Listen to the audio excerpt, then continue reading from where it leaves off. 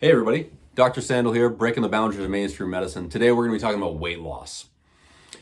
Weight loss is a really complicated topic, and I'm sure that everybody has heard about the idea of calories in, calories out, and everyone who has ever tried to play with that understands that that's not actually the entire story.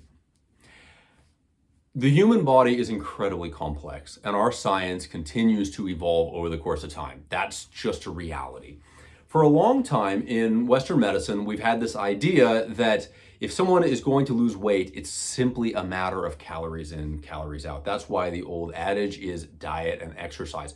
Reduce your calorie intake, increase your calorie expenditure, and oh, you should lose weight. I think people who have tried this are often very, very frustrated, and they're doubly frustrated with their MDs to whom they go back and say, hey, listen, doc, no, really, I'm counting my calories.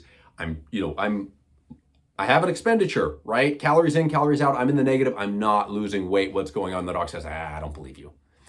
That can be super frustrating.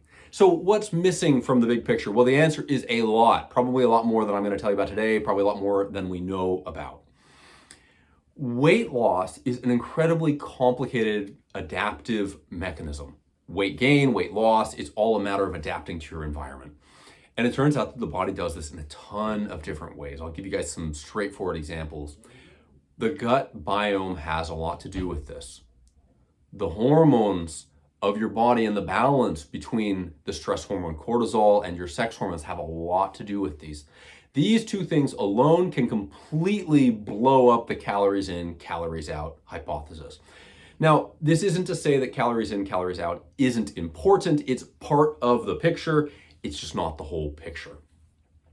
If someone doesn't eat for a period of time, they will begin to enter starvation. They will begin to lose weight, that is to say, burn fat tissue.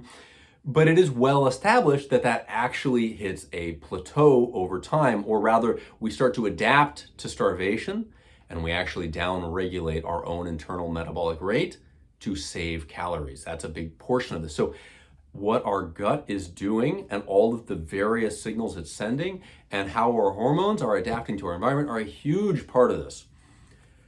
From my perspective, if people want to lose weight, there are a few things that I think about as really, really important in American society and Western society in general. One, we all don't get enough movement around. We all work inside. We spend most of our time sedentary. You guys have heard that term, sedentary. It just means we're just not moving around enough. Our predecessors all had to run around all the frickin' time. Life was harder. And guess what? That actually really did burn a lot of calories, sure, but it also shifted the hormones. When we're sedentary, our cortisol rises up, and cortisol makes us hold fat tissue. It changes the way that our body thinks about food we eat. It says, no, don't build muscle, build fat. Stress builds fat. Stress hormones build fat tissue. And obviously, people don't necessarily just want to lose pounds. They want to look good. They want to be healthy. They want to be lean, which means we want to build muscle tissue. So one of the things we have to do is we have to change our movement patterns. Movement patterns are often a massive portion of the story. If we have an office job, unfortunately, we really have to make active time in our lives. We have to carve out time to have some serious movement. The more vigorous, the better. Here's an interesting tidbit. We actually lose weight by exhaling it.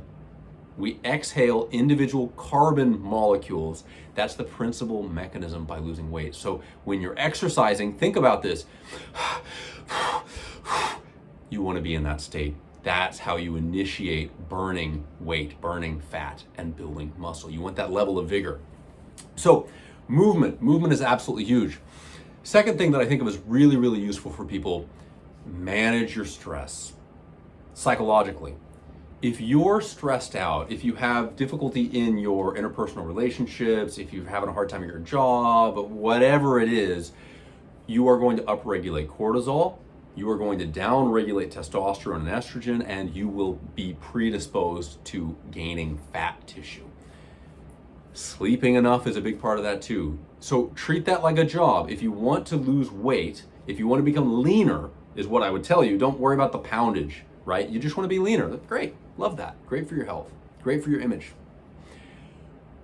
Make sure that you are managing any stress that is in your life. Make sure you are getting enough movement in your life. And we talked about the gut a little while ago. I want to bring that back in.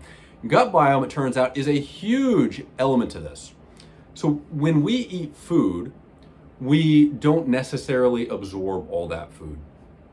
It might pass through undigested. You might eat the best possible diet and not actually be getting all the right nutrition because you're not taking the time to chew. Maybe your digestive health isn't up to the job.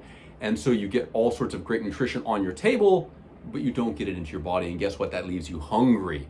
So eating nutrient-dense foods and digesting them successfully is really, really important.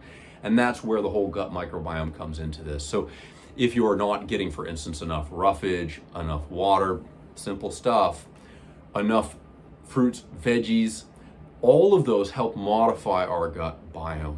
There's a lot, of course, more to say about that, but caring for the gut biome, making sure you're actually getting your nutrition so that you're satisfied and you don't feel the need to eat more because you got what you wanted, that's huge. So takeaways for this video, guys: calories in, calories out, that's not the whole story. Please don't let it stop there. If you're frustrated, if you've been in that position, there's more. Modify movement habits, modify hormone status, and that's mostly about modifying stress, and take good care of your gut. Okay, I hope that helps some of you guys out. See you guys next time.